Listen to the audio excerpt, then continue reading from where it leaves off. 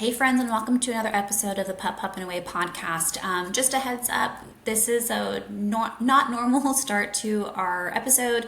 I'm having some technical difficulties on my recording platform, and so for today's episode and the next few ones, you don't have our fun intro and outro music. So I apologize for that. I'm sure no one loves that music as much as I do, but let's go ahead and just kick everything off and head into our episode.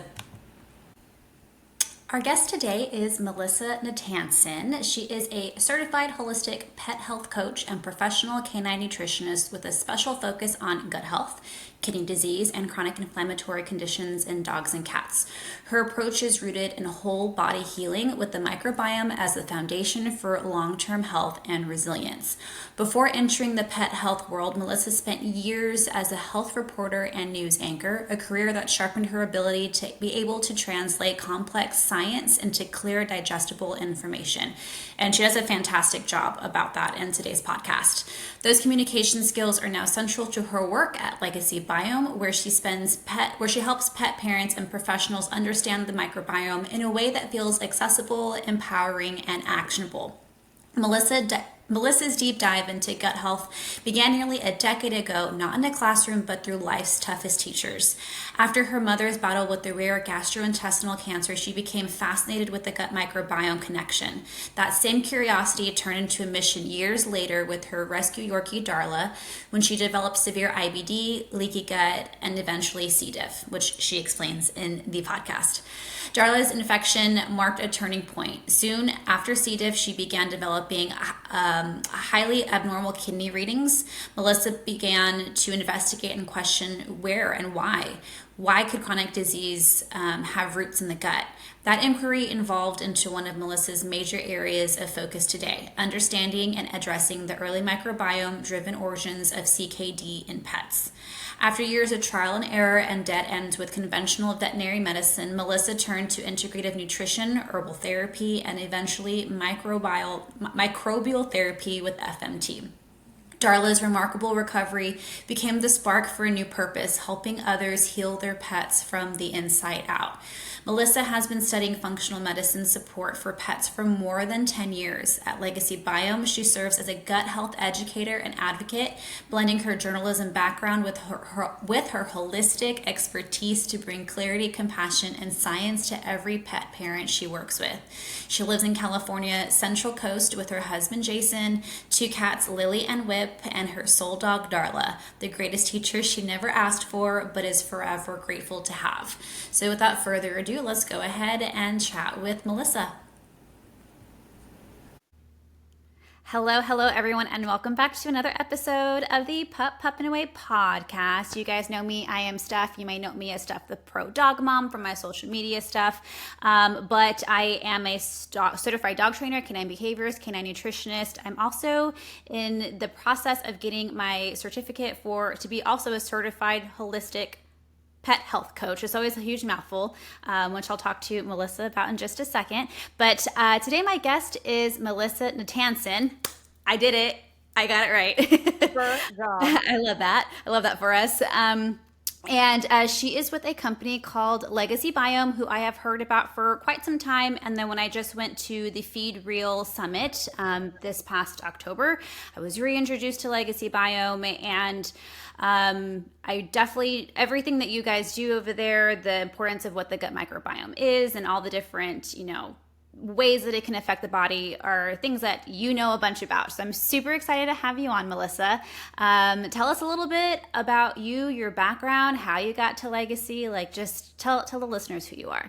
Well, thank you so much for having me, Stephanie. It's a pleasure to be here. I always like to get out and about and talk about Legacy Biome, talk about the power of the microbiome and FMT. And my journey to get here was a long one. So thanks for asking me about that. It's all inspired by my little soul dog, Darla, and my mom. I first started learning about the microbiome over 12 years ago when my mom was diagnosed with a rare GI cancer that at its core was related to a severe lack of short chain fatty acids, which are a big player in the microbiome. And so we can talk about that more later. And I started digging into holistic and integrative health then. And I'm also a former anchor and reporter. So I was a health reporter and really started incorporating that.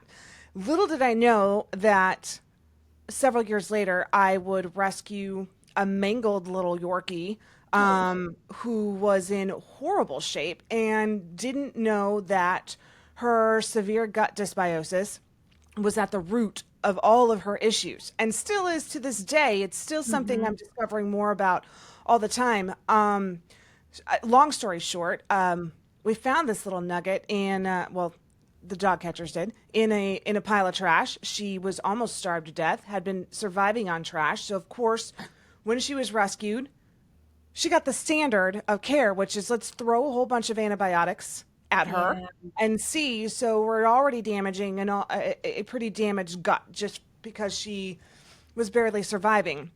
So fast forward a few more years, and Darla had some of the most severe skin issues I've ever seen. Mm. She was scratching and biting and just, corn cob style on the paws all the time. And this turned into her having hives when the wind would blow. Wow. And at the time I'm online, like, what do I do? What do I do? I don't know. Let's give more probiotics. Let's give more omega 3s. Let's do this. Let's do that. Well, none of that was working. Mm-hmm. And I thought, what am I missing here? I mean, she's breaking out in hives literally when the wind blows just from having that inhaled allergy that's tipping her over the edge on something. Yeah. So fast forward another many years.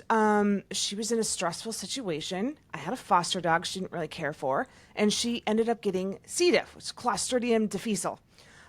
Which, if you're not familiar, I'm sure you are, Stephanie, but for our listeners today, is a really gnarly intestinal bug that will kind of eat you from the inside out. It puts off Yeah. enterotoxins and endotoxins, and it's just awful. It can damage close by organs. And so I didn't want to go at the Clostridium with antibiotics because it's largely becoming antibiotic resistant. Right. So, actually tried an FMT from another company and it was unsuccessful. She actually got Mhm. worse. And this was about 5 years ago. Legacy Biome was really starting to come on the scene. And luckily, I had an integrative vet that knew about them. And she said, hey, let's give them a shot. All right, let's do it. So we started Legacy Biome's FMT. And within about 3 to 4 days, the bloody Wow. diarrhea stopped Wow. and she started to improve. The sparkle started to come back in her eye, and we continued the 30 days. And 10 days into this, Stephanie, I did another PCR test to see if the Clostridium was still there. It was gone. It was And gone Clostridium completely. was gone. Wow. And Clostridium is notorious for being hard to get rid of. Yeah. And she no longer was testing positive for Clostridium. And a few months down the road, she the really amazing side effect of the Legacy Biome FMT is that she wasn't having allergy symptoms anymore. Yeah. So the That's reason how that works. amazing. Now, my disclaimer is always I'm a canine nutritionist, as you are, Stephanie, and Darla was on an exceptional diet, gut healing Mhm. diet, gut healing herbs, along with the Legacy Biome FMT. And I think that's a great adjunct. And I think it's important to say that FMT doesn't live in a vacuum. Right. We have to be feeding the right stuff at the same time too. Um, so, anyways, moving on from there, that just started my deep dive. I've been researching on the microbiome ever since, and every day I feel like something new comes out that's like, holy smokes! We didn't know this. In fact, in the last 2 weeks, I've made a really kind of cool discovery that hopefully we can talk about more on a next one because I'm still. Darla's another case study right now, and we're still getting there. But Legacy Biome was wanting somebody that had uh, on camera experience and specialized in the microbiome. I Yeah. never thought in my whole life that that would I was like, wow, I can really put these two together. So here I am. And I couldn't be more thrilled to be talking with people like you and spreading, our motto at Legacy Biome is for the love of cats and dogs. And I know Hmm. that's why we all do this, right, Stephanie? Like, Absolutely. that's why you do it. That's why we all do it. My main goal is to make life better for our doggies and kitties. Hell And yeah. the microbiome is the number one place to start. And what's difficult is I feel like you'll have to tell me your ideas on this. I feel like the more we go down the road of standard of care, not bashing vets, but antibiotics, steroids, Hmm. or feeding a diet that's not species appropriate, as we go on generation to generation, the consistency of the microbiome is being diluted. Hmm. So it just seems like our dogs' allergy problems and anxiety problems and behavior problems are getting worse and worse and worse over time. Yeah, I Every agree. new set of puppies that's being born, every single time we go down the line, the I agree. microbiome is getting diluted.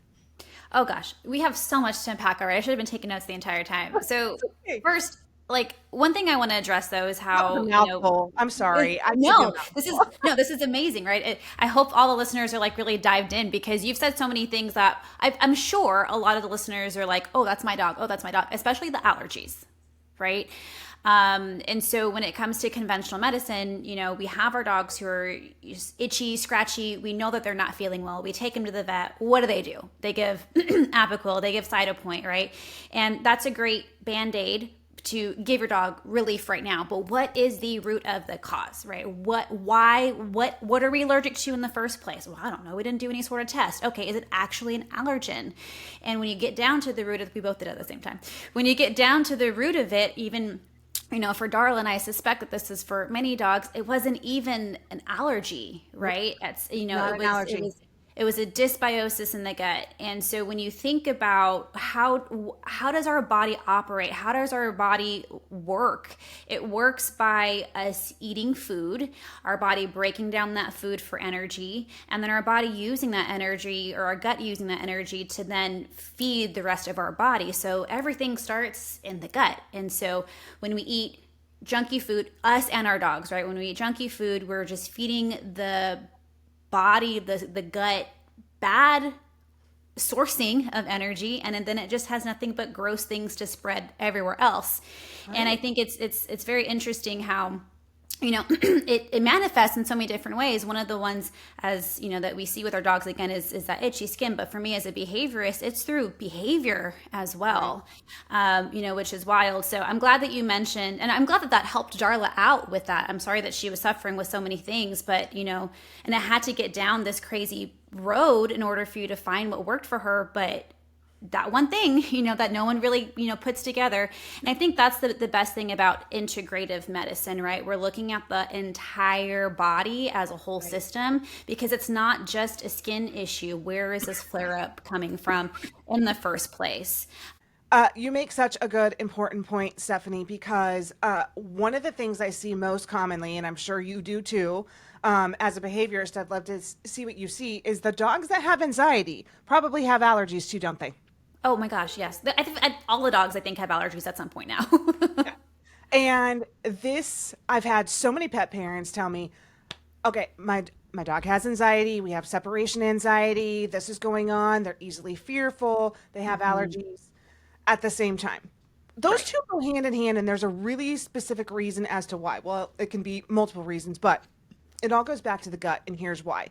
Hmm. So I know you're probably already hearing in your courses, you're going to hear Dr. Ruth talk about this a lot, is something called GALT, which is gut associated lymphoid tissue. And so GALT are cells that they line your dog and your cat's intestines, and it's kind of like the immune system's radar system. They're always on the lookout for what's going on when your pet consumes something, whether it's food, water, even, if they swallow air. So it's on the lookout. Like, is this something that I should sound the alarm, the immune system Hmm. alarm for? Turkey, okay. Beef, okay. Pathogen, not okay. A little pollen, I can handle that. But What happens, Stephanie, is just like you said, when we have dogs that are not eating a biologically appropriate diet and we start to get leaky gut, and that means those tight junctions in the gut start to loosen and undigested material starts to leak through the gut into the bloodstream, or other things that normally wouldn't pass through, other leaks. Herein lies the problem because then all of a sudden gulp gets overwhelmed and it's like, wait, I'm not sure what I'm supposed to react to. And so then all of a sudden, things that normally wouldn't be a problem, like turkey or beef or a little pollen in the air, the immune system chooses violence. And then that's where we get the blow up. And it's not a skin problem, it is a gut problem. And it's not necessarily that there's allergies, it's that the immune system is confused as to what it should actually be reacting to. And to add to this, if the gut is dysbiotic, meaning that there's an imbalance in the bacteria, it has a lot to do with histamine. So histamine is both produced and degraded in the gut. It's also produced in the brain. It's a hormone. It's really a messenger. But we blame histamine all the time. And those hives that we see or that itchy stuff, that's histamine overload. That's too much histamine in the blood flooding to the skin because there's either too much bacteria producing it or not enough bacteria there to break it down. And again, this all ties back to when gut is confused or if there aren't the right community of bacteria working in the gut. To make everything work as a community, because a big player in this is short chain fatty acids. Short chain fatty acids are like the peacekeepers. They're like, hey, we're going to gulp, chill out. This is what short chain fatty acids do. And short chain fatty acid producing bacteria is largely found in FMT. And we'll get into more that later. But they are they are what can tell gulp, hey, chill out. I know you got a job and I know you're surveying everything. You're like the immune system surveillance, but we cannot have a code red at every single thing, which is what happens with a lot of dogs. And that same code red also happens with the brain if the gut is dysbiotic. We always talk about the central nervous system. Everybody knows what that is, but there's also an enteric nervous system, and we don't talk about it a lot in pet health and how important it is. There are more than 100 million neurons in your pet's gut. That's a low estimate. And those neurons talk to the brain via the vagus nerve. But again, if there's inflammation in the gut, if the gut is dysbiotic, it's sending the signal again, hey, be on alert. So then if there's inflammation, the enteric nervous system is like, all the time, and it doesn't take very much to push it over the edge. And so I hope that draws a clear picture on the allergy anxiety connection. Dogs that have allergies are on edge. And yeah, so when we have a heightened sense of histamine, like you have that big trigger moment for these small things, right? The things that normally are benign, the turkey, the chicken, but then also those external environmental factors, things that are normally benign. Now your dog is extra triggered, extra on edge. Now we're having reactive issues. Now we're having separation issues. And then it also changes the DNA of the body, changes the neurobiology of the brain too. The brain's just like, this is just how we operate. Now I have a system that's always just living in stress. And then there is a lot of information too about how when one body does not do well with anxiety, doesn't know how to bring down those cortisol levels and get everything back to homeostasis from a hormonal standpoint, and that being is also a mother who is carrying puppies. We're directly flooding all of that into the puppy system, so now we're getting a bunch of puppies who are born already with the jacked up nervous system, already with histamines that are already going crazy. And that's how you get that cycle that just kind of completes itself, or not completes itself, but just keeps going over and over again. I talked about the story, so I won't go too far into it, but I once knew a dog who was borderline feral. And I was having a conversation with the pet parent, the client, and she has like 6 dogs in the house, and I'm not even hired to deal with that one because that's just how that dog is, right? So I'm dealing with Mm-hmm. the other ones. But in just having conversations about all the other dogs, I'm also kind of getting information about that dog who was the feral dog. And I asked the pet parents, like, you must have like rescued her or something, right? And they're like, no, she was actually born in this house. And I was like, okay. And so we talked a little bit more. It turns out that they've had even her grandmother. So the feral dog's grandmother gave birth to obviously her mom, right? And that mom was also super anxious. And so this anxiety was able to pass down 3 generations, even though Wow. that dog that I was witnessing had never once been, in a traumatic situation. She probably was lacking some socialization, right? Because she was so nervous that they weren't getting her out and exposing her gently to different things. But it's amazing how things can just trickle down from generation to generation. Yeah, that's a really good point. I mean, I think part of that, I think it goes back to, again, the dilution of an optimal microbiome. Just with the histamine and stuff like that. If an optimal microbiome is in place, then it's harder for those kind of traits to get passed down. But that's almost going into like an epigenetics type conversation, which we can have again Yeah. some other time. I mean, that's really interesting. But yeah, you're right. These kind of things can imprint on the DNA when it gets passed down. And this might actually be a good segue, so I'm going to take it.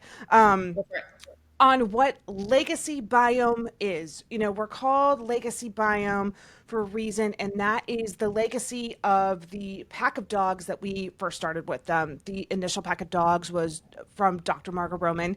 And this is what makes us stand out and different than anything else out there. Her dogs were uh, minimally vaccinated, naturally reared, vaginally born, incredibly healthy, non anxiety, totally on the even keel, um, dogs that had regulated nervous systems. I mean, they're out running around in the woods, they're putting their paws in the ground, which is important. So, although we don't know what an optimal microbiome in a dog is actually supposed to look like, we're still guessing at that, where all we can do is test every day. But from what we know, hers were pretty darn close. And so that's where the legacy of Legacy Biome began, because all of our donor dogs are descendants from this pack.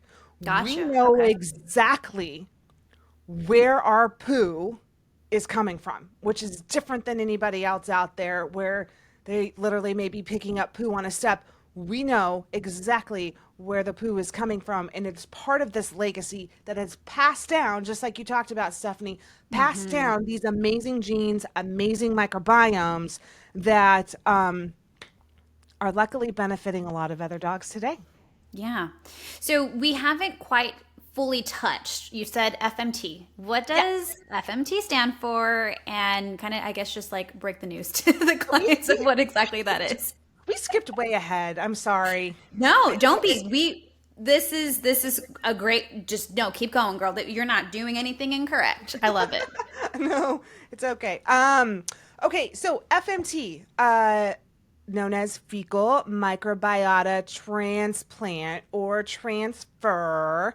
Some people are like, ew, fecal. I don't know about that. So we are trying to also refer to it as microbial transfer therapy, MTT, instead of Kind of soften the edges FMT. of that a little Yeah, bit. so the word fecal is not involved because that can sometimes turn people a little off, but for whatever reason, that's the terminology we're using right now. So we're sticking with it, and I'm gonna roll with it. that's what it stands for. So and I'd be happy to go into a little bit more as to how that works. Yeah, let's do it. Okay. So FMT is there's a couple ways we can do it, but how Legacy works most predominantly with their capsules is we take the stool from these incredibly healthy donor dogs, and we have an incredible manufacturing facility with the highest standards in Canada. And we take the poo, we filter all the solids out, and basically put it in a happy little capsule that's double enteric coated, so it survives the acidity of the stomach and then is designed to break open in the small bowel. And so that's where this healthy microbiome colony can engraft and start to colonize in your pet. And so it's a transfer in the way that it works in a way that a probiotic never could. So we have got, for years and years and years and years and years, I feel like it's been, the main idea of thought has been give more probiotics. We have to have the highest colony forming units, the better, the higher the CFUs, the better. But we're finding that that's not actually the case, not at all. And it actually can make dysbiosis, the imbalance in the gut, worse if we're just feeding one strain. Because what we now know is it's not about the amount of microbes in the gut. It can be, or how many of one great bacteria there is. Enterococcus faecum can be a good one, or a bifido, or a lactobacillus. But it's how those microbes work as a community. So here's the magic of FMT. We're taking that community that's we already know is operating at extremely efficient levels and putting it in a capsule that will go down to your guts, or I'm sorry, your pet's gut small bowel, and start to colonize, which is really pretty amazing. There is a way to do it up the tailpipe as well. We can, do it rectally. There is an enema slurry for that as well. Usually that's used in more serious situations, like if there is a Clostridium or, they're using it in puppies with parvo and having good luck that way. But more often than not, we have this amazing tool. Pet parents have this amazing tool right at their fingertips. And it's amazing that we can buy it online and do this for our pets, because it's a heck of a lot harder to get in the human world. Like you can't do it. I mean, Jason, our founder, he's working hard on making it accessible for humans. He's a human doctor. But we're lucky to have this, because Dr. Ruth will tell you, Stephanie, she wishes she had this 10 years ago. It wasn't something that we could do 10 years ago. And maybe we didn't even have as much of a need back then. So I think it's a tool that every pet parent should have in their toolbox. I mean, and if your dog has got perfect poos, no anxiety, no stress, no skin issues, as Rita Hogan would say, freeze that turd. You might need it later. I love Rita. Freeze that turd if you've got it. You might need it later. Or you can, of course, always use Legacy Biomes. That's interesting. So, okay, use that later. Is that possible to where, like, if my dog has, great condition right now, great healthy stools, I pull out that poo, maybe a year later, man, I'm having not me, my dog's having some crazy diarrhea. Is it possible to use your own dog's like their own fecal matter? It's always possible. Yeah. I mean, you would have to have a vet that could make it into like a saline slurry that went up like a slurry that went up the tailpipe. Dr. Roman is kind of the expert on that. I mean, one time she told me a story when she first started doing this. She would literally take it out of one hind end and put it into another hind end. That's how she first started doing it. So, I mean, technically you could. I don't see any harm in that. But of course, capsules are the easier way. Much easier to deal with. Absolutely. Okay, so funny story. My backyard just kind of like backs up onto this like green belt. And the other day I was out with I have two schnauzers. You probably can't even see. Rishi's hanging out. Yeah, Rishi's hanging out in there. Sally's hanging out over here. They're just sleeping, so just snoozing. Love them. But Rishi has historically been my poop eater. When I was living in a different house a couple of years ago, they had a lot of stray cats, and she would always find the poo and eat that, and it was only the cat poo. We worked on a great leave it, because I'm a badass dog trainer, so she knows how to leave it alone. So the other day we're hanging out in our backyard and I see her munching on something, and I know she's not eating grass because that's not her usual grass spot. She tends to eat specific grass that kind of grows through the fence, and that's not what she was eating. So I went over and I looked, and there were little tiny pellets. And first, now I know that I have some sort of animal back there. I'm assuming it's a rabbit. I'm not too sure. But how I found that out was because Rishi told me, she's like, hey, Mom, there's delicious poop here.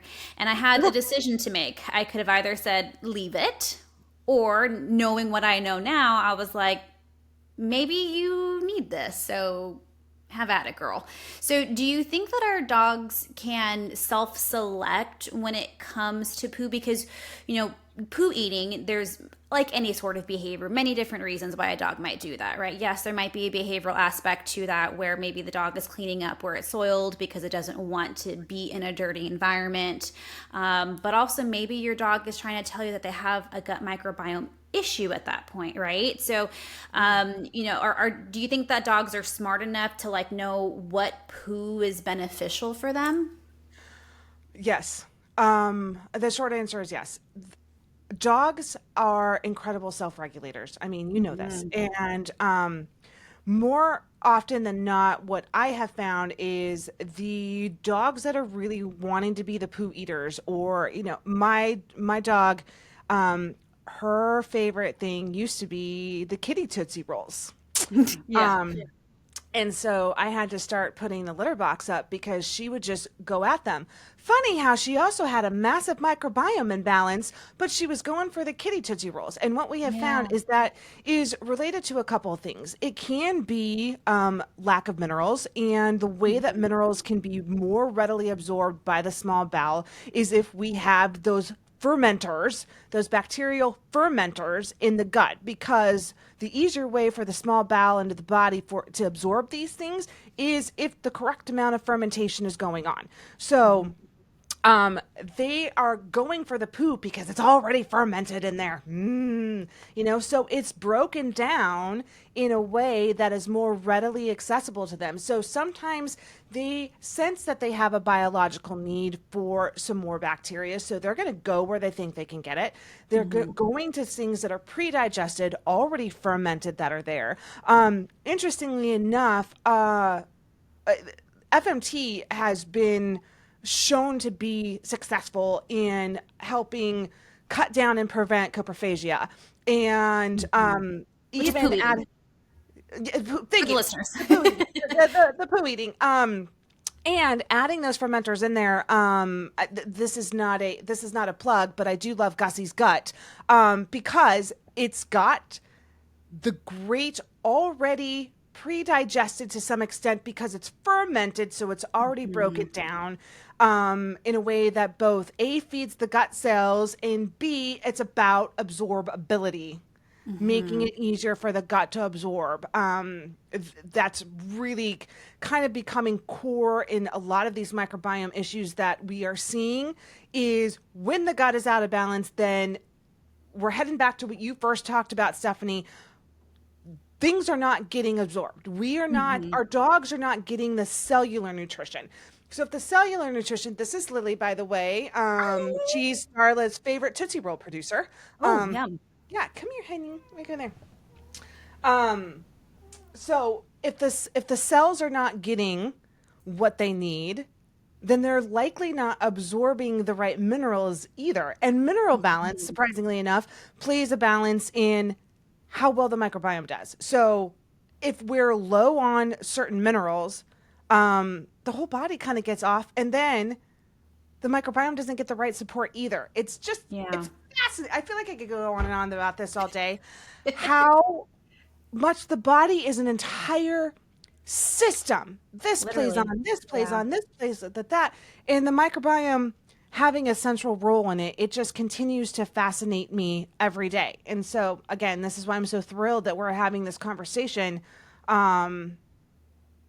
because we're going to do better. We can do Yeah. better every day.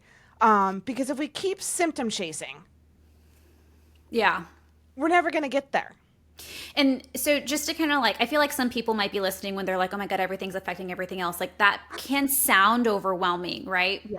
But the beautiful thing is, again, if you just foster and nurture the gut, it can then leach out its benefits to all these other things, right? And so, again, talking about that symptom chasing, that's what's exhausting, is trying the side of point, okay, now that's not working, and trying this and trying that And and trying this expensive. stuff. yes, trying this supplement and everything else. But okay, let's get down to maybe not the root of the cause because there might be some other things playing into that. But, one main player in this, again, is that gut. So, how can we nurture that gut a little bit more? Okay, so kind of getting back to the FMTs. And so, like, if a pet parent is listening to this and they're like, yes, my dog has allergies. Yes, my dog has this. Yes, my dog has some, behavioral issues. Yes, my dog has stinky breath. Like, what are some signs, like maybe some other signs that you're like, that you should consider an FMT? And is an FMT considered something that is more on the aggressive side and like other things like probiotics should be tried first? Or is FMT like a badass thing enough, but like still gentle enough on the body to where, yes, we should go for that even before we try some other stuff? I like that word. Yes, FMT is badass ass enough that we can we can use it from puppies to seniors.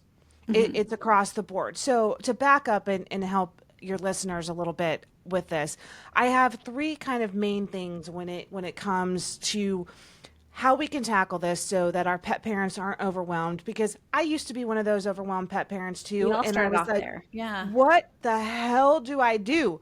And again, the reason I'm here is it took me 10 years to figure all this out. So I think we've got it down to a system now. So I think one of the things that I would want pet parents to remember is, you know, leaky gut, leaky brain, right? Most of the time it's not a personality issue, it's a physiology issue. Mm-hmm. And when the gut is dysbiotic or out of balance, one of the very first places that we see it is the skin. Why is Mm-hmm. that? Because skin is our largest organ, and it goes back to inflammation in the gut. If there's an imbalance, if we've got histamine flooding the bloodstream, it's going to go to the largest organ, which is the skin. And that's when you're going to see the ear infections that keep coming back, sometimes bladder infections that keep coming back, the corn cob style chewing that you see, the redness in between the toes, the yeasty toes, the dark skin, the watery eyes, the Mm-hmm. runny nose.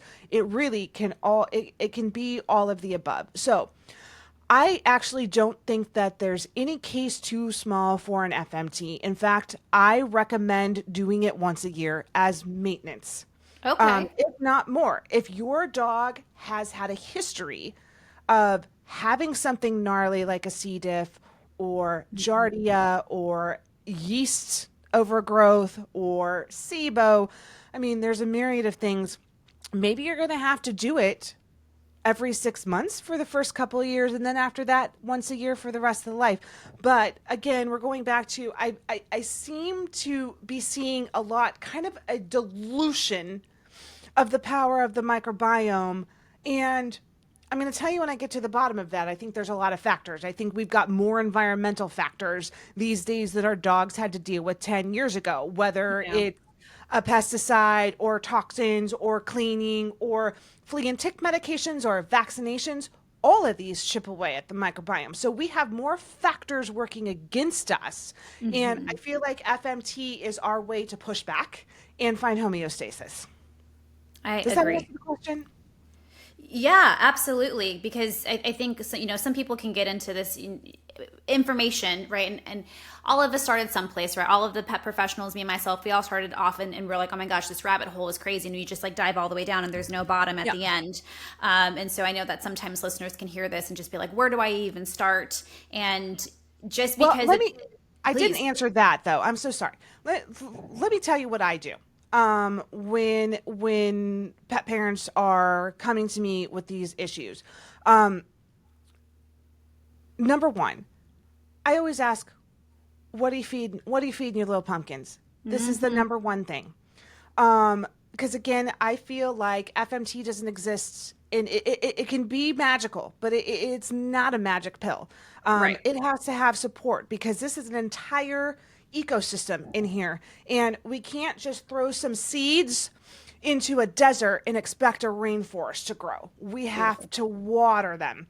So, firstly, whole foods, fresh, biologically appropriate diet is going to do two things. Number one, it's going to, in more cases than not, stop those triggers. Remember when I was talking about GALT getting confused? We have to give GALT and the immune system a chance to chill and not have a hyperreactive immune system going on all the time. So, whole fresh food is one way we can accomplish this, because if the gut and the immune system is in a state of reactivity, it makes it harder for FMT to work.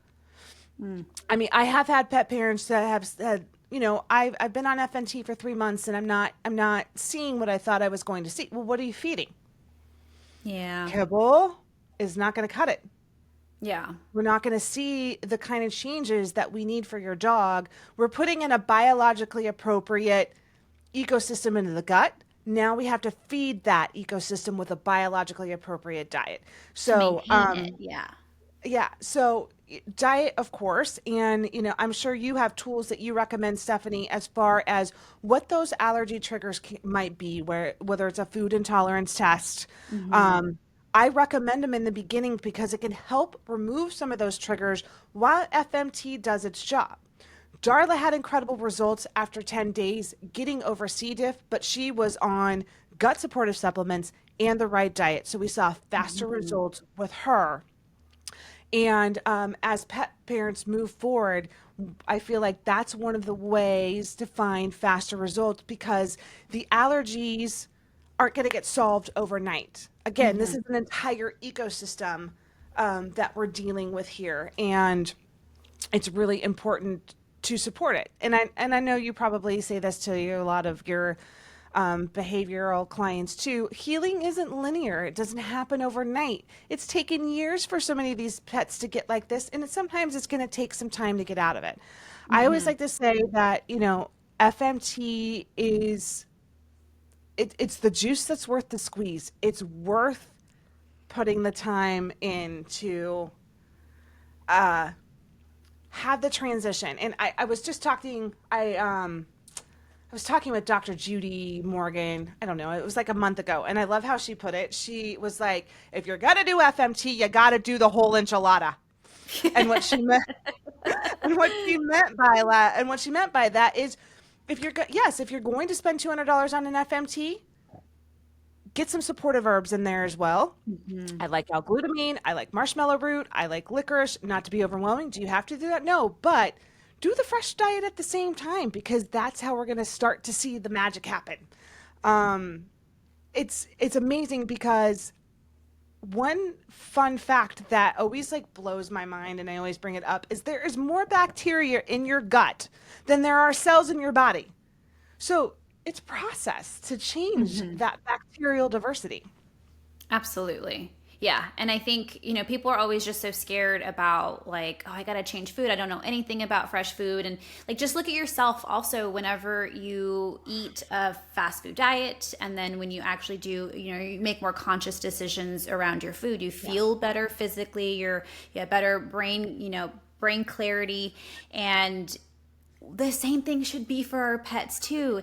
And I found this past year that pet parents are more open to that conversation, whereas a couple years ago, they're coming to me for behavioral stuff, and I said, we got to change food, or at least look at what you're feeding.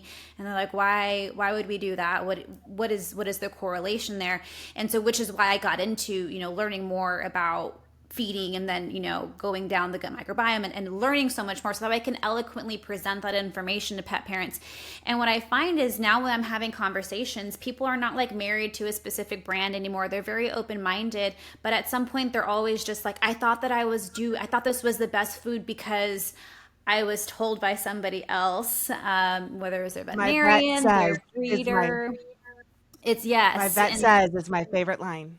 Exactly. And so, but again, you got to think critically when it comes to these sorts of things, and with anything really, because in anything in the pet care industry, whether it's the style of training that you're choosing, the food that you're choosing, what supplements you're doing, what kind of vet care are we getting, like, my favorite thing to do is kind of present information. And one of my kind of little jokes that I tell, my listeners and my clients is, sometimes you're going to listen to this episode and you're going to leave more confused, because I'm giving you more information that's going to be opposite of what you've heard. One of those great examples is spaying and neutering your pet, right? I have one episode from a long time ago that's called Make Bob Barker Proud, and it's about pro spay and neuter.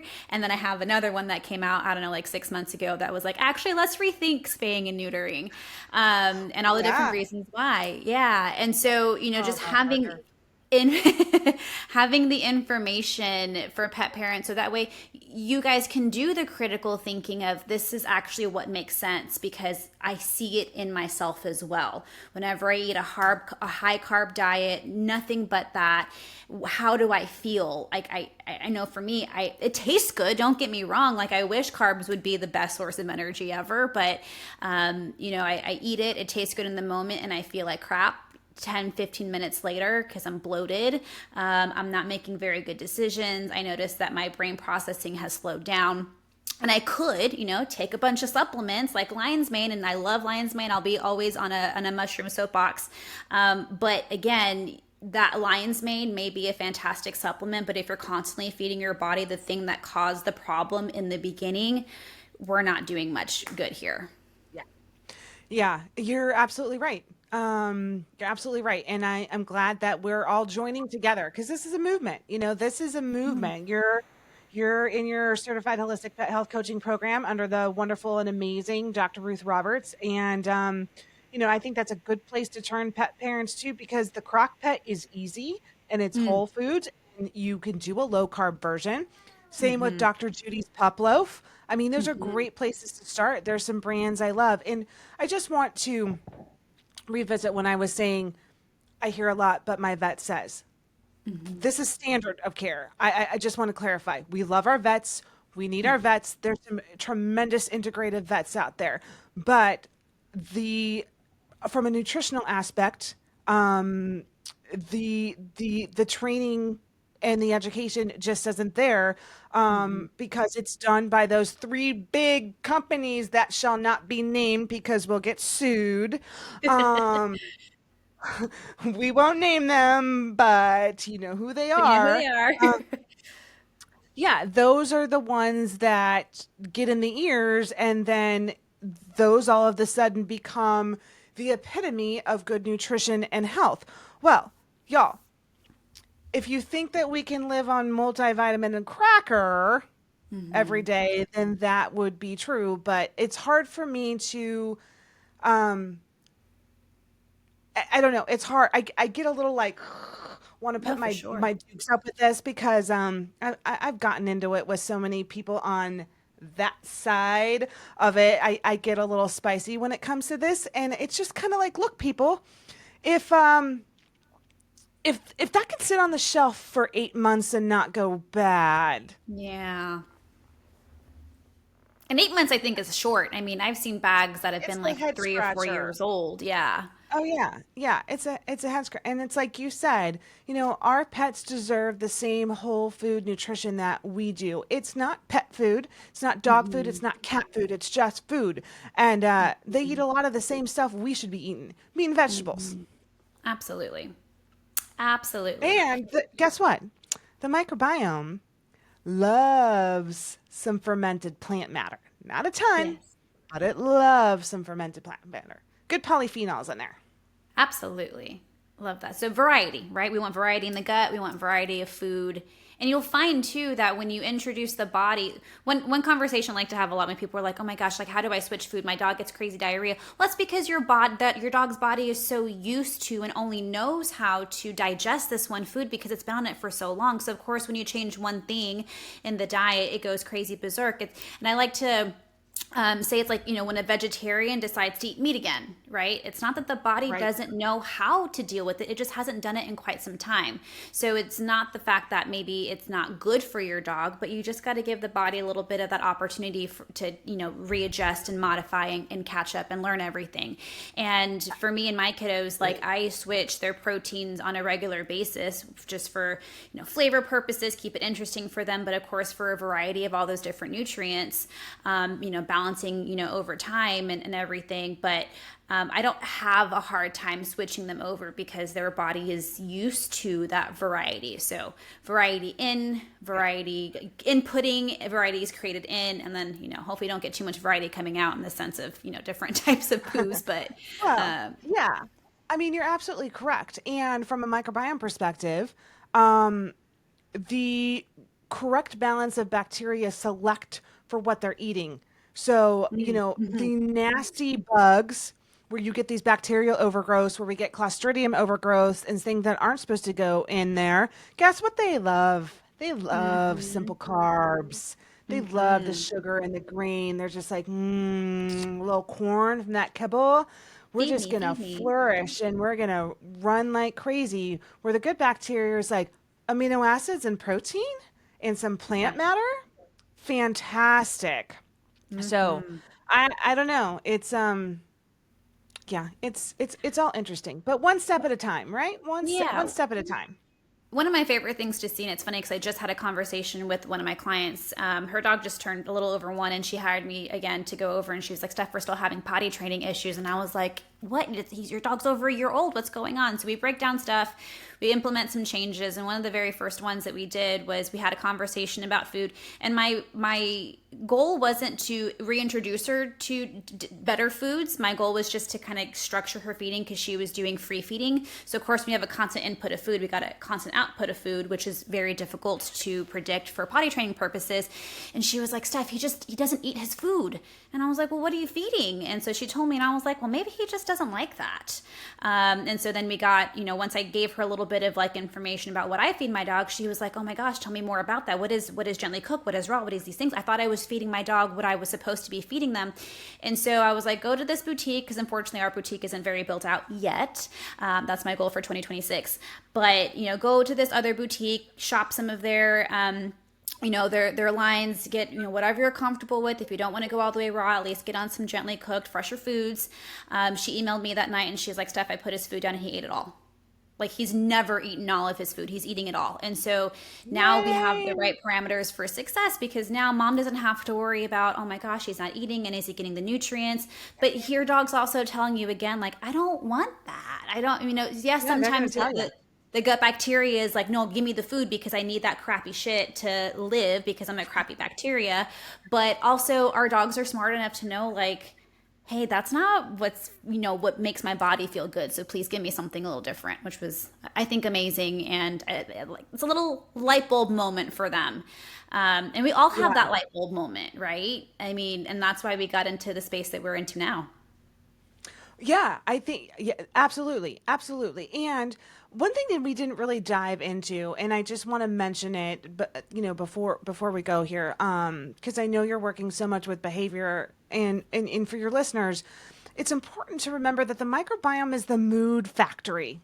We don't really think Yes. about that very much, but estimates are 90% of serotonin is produced in the gut. Like, that's Yep. huge. That's the feel good. That's calming. Same with GABA. GABA is what Hmm. calms anxiety and kind of coats the neurons.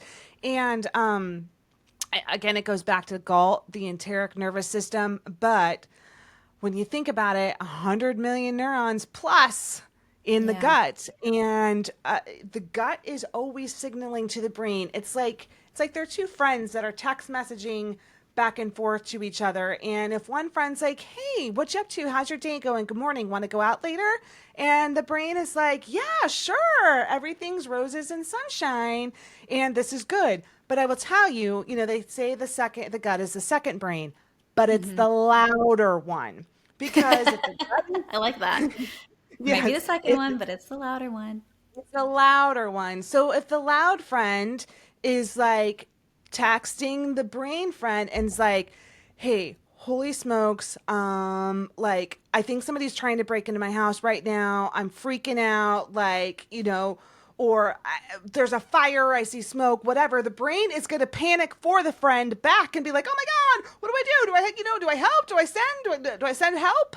And the brain gets in this mode of like, "Do I send help? Do I panic? Do I panic for you? Should I be panicking? Is the fire in my Hmm. house? Is there smoke? I see smoke." And, it just, yes. So I think All the humans things. can feel that too. Humans, if you Yep. understand this feeling, which is why I think it's so important. You probably teach this all the time, so I don't need to be saying that. You can, but I'm going to say it anyways. We have to regulate ourselves around our Hmm. dogs because it's good for their vagus nerve. It's good for their nervous system. A regulated nervous system equals a regulated gut, and back and forth. So the two friends can have happy days every day. They're going on a walk on the beach. They're not worrying about ex-boyfriends and why they're mad. Just for an example. So, I've gotten in the habit of like meditating with Darla every day. I love that. It doesn't have to be, it doesn't have to be a big deal, but stillness is important. Breathing is important. I mean, Mhm. just 5 minutes of deep breathing sitting next to your dog can make a huge difference. And I mean, even Mhm. 5 minutes of just meditation or whatever, you can pray, you can meditate, you can, whatever you do Mhm. to Bonus points regulate if it's yourself. outside on the soil too. That's amazing. Yeah. Because our anxiety feeds off of each other. I'm sure you see this a lot with your pet parents. I mean, I did it 1,000%. myself. And with pet parents, if there's something going on with the dog or the kitty, then we get more nervous and it's like, oh my gosh, what's going on with them? And then our anxiety ramps up and then their anxiety ramps up. And then we create this crazy feedback loop for each other. And neither one of us are going to do the other one any good if we stay in this like dysregulated kind of, you know, Hyped up state. I can't cope. So, and I'm not saying this on a soapbox. I have nearly been put in asylum because of my dog. I'm joking, but my husband threatened. He was like, "Do you need to go somewhere? Do we need to take you somewhere?" Because, when you pet parents, I understand when you think your little one is gonna die, Mhm. you're gonna have anxiety. But when you get through it, I feel like that anxiety lingers and they can feel it and it makes an Mhm. impact on their brain and their gut. So we have to regulate as well for them. The grounding is just important for them as it is for us. Sunshine is just as important for them as it is for us. Makes a difference in the brain and the Absolutely. gut. I don't know, Stephanie. Absolutely. What are you seeing on your side?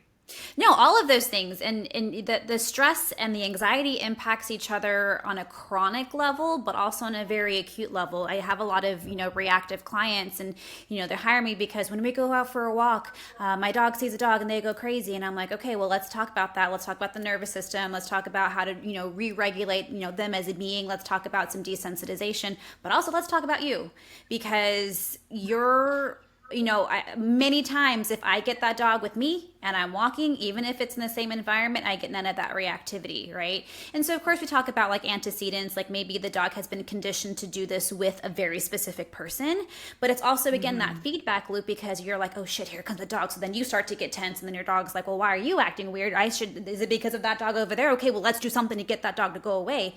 And so, whenever I'm in my training process with my clients, I'm like, you're gonna have to build trust together, right? Like the more that we do the work, the more that you're going to see your dog become regulated and make better choices, the more that's going to make you relax because you're going to have trust in your dog. And then the more that you're having trust in him, now you're not giving those other like pheromonal antecedents that hey we should be acting crazy together and sometimes this comes from previous dogs. I have a client with me right now who her previous dog was highly reactive. And now her dog is going through adolescence. So he's starting to get a little bit of that way because that's, 80% of our reactivity comes when our dogs are adolescents. A lot of pathological and like neurological things that are happening there. But now that she's starting to see that spark of reactivity, all of her anxiety is coming back. And now the dog is now extra like, well, why are you being weird? So we have to breathe and we have to calm ourselves down. And one of the woo woo things that I love to say in my clients is the energy that you want to get is the energy that you need to give. Because when you're hyped up and I don't know what to do and like you're freaking yourself out, you're not stepping in as the proper leader for your dog in that moment. If you were to think about yourself in some sort of crisis, you're not gonna be benefited by the person who's also screaming their head off. You're gonna be benefited by the person who has that calm, cool collectness of like, this is how we get through this, and that's what we need to do for our dogs. And of course, it's not in the house is burning down sort of situation, but for your dog because their system is already dysregulated and that nervous system is stuck in that sympathetic nervous state. That dog going down that street kind of is a little bit of a fire for them. So you got to be the fireman and not the I don't know what would be the opposite. You got to be the cool, calm fireman in that position. Yeah, we have to channel our inner monk a little bit. Just breathe. Maybe not. Maybe that's not the right word. I don't know. We have to channel our inner Zen somehow. Um, I mean, I think this is, well, that's a much broader picture. I mean, life is hard. The world is hard these days, but we have to we have to find our moments of presence in peace. I know, like the other day, um, boy, my little pumpkin, she's really been through it the last couple weeks. We almost lost her a few weeks ago, and it's been pretty emotionally overwhelming for me and her. Man, I she fought so dang hard. Ugh. And before that all, at one moment, she was just laying in her bed in the sun, and I watched her put her little head up and just let the sun shine on her face. And I snapped a picture, and it seemed like she was just enjoying every minute. So I would encourage everyone to find your moment in the sun, whether it's on the floor like the dogs do, or just if it's 1 minute to enjoy, like, I'm here, I'm present, the sun is shining on my face. Sometimes that can do a world Yeah, of good. I learned from her that day, like I do every day. We're always learning from them, like absolutely. she took that moment to be present. And they're always Yeah, present anyways, but that's so I sweet. have to look at it like that. So I think the three takeaways, perhaps, that we can leave the listeners with. Number one, relax and get some sunshine with your dog. Number two, consider a species appropriate diet of fresh foods. And number three, consider an FMT from Legacy Biome. Yes, I would say that is spot on. Well, Not a Melissa, lot. I mean, how I'm going to say not a lot of consideration is needed. Just do it. yeah, just go for it. Just do Melissa, it. how can listeners like learn more about Legacy Biome? How can they look into the products? Where can they find you? All right. Well, we are on Facebook and Instagram as Legacy Biome, and of course our website www.legacybiome.com. And if you have questions, you're always free to email me, Melissa at Legacy Biome. I'm here for all your microbiome related madness. I love it. Awesome. And I'll definitely be dropping definitely the website into the link so that way listeners, you guys can go in there and check it out if you are interested. And yeah, obviously, I mean, this conversation was so fantastic. We went off on a couple of different tangents that I am so happy that we did because it just definitely proves that girl, you know a lot about the microbiome and all the different things that it's going to be doing to benefit and to also possibly like negatively impact us as well if that gut microbiome is not fantastic. So, Melissa, thank you so much for your time. You've been so amazing. You do have great camera presence. Obviously, you know that. Thank But you. You you do as were well. you're fantastic. You're very eloquent with how you break things down. I just started my first class of the Dr. Ruth certification program yesterday. I'm so excited So for you. I'm so excited to get on your level. So thank you so much for being here with us today. You're welcome. Thank you. All right. Take And care. listeners, we will catch you guys on the next episode. Thank you guys for joining us today. Now, that might be the end of the episode, but the fun doesn't have to stop here. Follow us on social media. I'd love to connect with you. We have quite a few social media platforms. For nutrition and holistic pet care tips, follow me on TikTok and Instagram at Steph the Pro Dog Mom. You can find fun training tips on Facebook, TikTok, and Instagram at Pup Pup and Away SA. If you're in San Antonio and you want to bring your dog to us for boarding, training, socialization, and nutrition, come find us. But if you're not in San Antonio, we do training and nutrition sessions virtually. Yes, they can be just as effective, I promise. Please rate, review, and subscribe to my podcast on whatever platform you listen on. And please, please, please share with a friend. The positive reinforcement of knowing people actually listen to this and find it valuable helps motivate me to keep on recording. We'll see you guys at the next episode.